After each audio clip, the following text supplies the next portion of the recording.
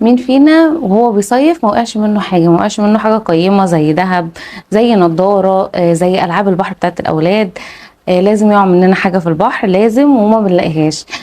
طبعا احنا عارفين الشواطئ وزحمتها، فلما بيقع منك حاجه استحاله تلاقيها، ويبقى رزق بقى اللي بيلاقيها. فطبعا الناس اللي بتنظف الشواطئ بيبقى طبعا حظهم جامد جدا ان هم ما بيجوا ينظفوا الشواطئ بيلاقوا كل حاجه واقعه من الناس طبعا، وخلاص بيبقى رزق اللي لاقاها. فالناس دول جابوا الاختراع الهايل ده زي ما انتم شايفين. منه بينضفوا حلو قوي الشاطئ، زي ما انتم شايفين كده بيمشوا على الرمله، يبتدوا يمنخلوا زي كانه منخل بالظبط، كانه المنخل اللي بالمنخل في الدقيق. وبالتالي الاداه دي تتعمل، يعني اي حد ممكن يقدر يعملها، لو جبت التصميم ده ووديته لحد ممكن يعمله لك. فبالتالي لو احنا جربناها عندنا في شواطئنا هتبقى حلوه، منها نظافه للشاطئ ومنها رزق ليك بقى. بصوا بقى لقوا ايه، لقوا نظارات غاليه، لقوا غويشه. الغوشه دي هم مش عارفين هم دهب ولا لا، بس تقريبا طلعت دهب. فبيلاقوا حاجات فعلا قيمه جدا. الشواطئ طبعا مليانه. بفتكر زمان لما كنا بنطلع المصيف، كنت انا مرزقه جدا في حكايه اللعب في الرمله ده.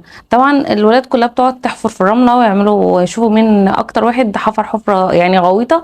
فانا كنت دايما منين ما بحفر الاقي، الحمد كان لي رزق دايما الاقي بقى صندل جديد بحاله، الاقي كنت بلاقي نضاره مثلا، كنت بلاقي كوره. فدايما كنت بلاقي حاجه. فطبعا لما بتلاقي حاجه وهتديها للناس اللي هي قاعده في الشاطئ، استحاله طبعا هيوصلوها لصاحبها، لان طبعا مفيش حد بيقع منه حاجه وبيجي يدور عليها تاني في الشاطئ ابدا. بصوا هنا لقوا محفظه، قعد يعد بقى فيها، لقى فيها 100 عمله.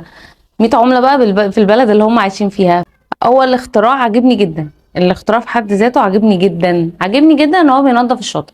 وحلو ان هو يلم كل حاجه بدون بقى ايه بهدله لا، حلو حلو، اختراع جميل، ويا ريت نطبقوه هنا عندنا. بصوا البراد ده كيوت قوي، صغير كده، عاجبني قوي. يعني مش عارفه لو منه البراد ده منه ازاي، بس حلو قوي جميل جدا. اختراع حلو وهايل، يا ريت نطبقوه عندنا هنا في بلدنا. الشواطئ بتبقى فعلا متبهدله. بشوف الدنيا كلها الشواطئ بتاعتها مبهدله، بس عندنا احنا بتبقى بزياده شويه، شويتين تلاتة 10. فيا ريت نطبق الموضوع ده، منها الشاطئ يبقى نظيف كده.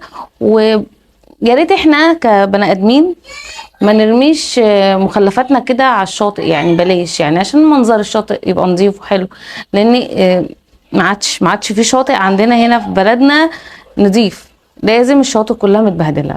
لو حصل معاكي موقف ده ولقيتي حاجه في شاطئ من الشواطئ في مره وانتي بتصيفي، اكتبي لي تحت في الكومنتات لقيتي ايه، ولو ضاع منك حاجه اكتبي لي تحت ضاع منك ايه. انا شيماء غريب، لو انتي اول مره تشوفيني ما تنسيش تحطي اللايك الحلو بتاعك والكومنت اللي زي العسل اللي شبهك. واشوفكم ان شاء الله في فيديوهات حلوه كتير تعجبكم. وما تنسوش البيدج التانية شيماء غريب 2. اشوفكم ان شاء الله على خير في فيديوهات حلوه قوي قوي. مع السلامه.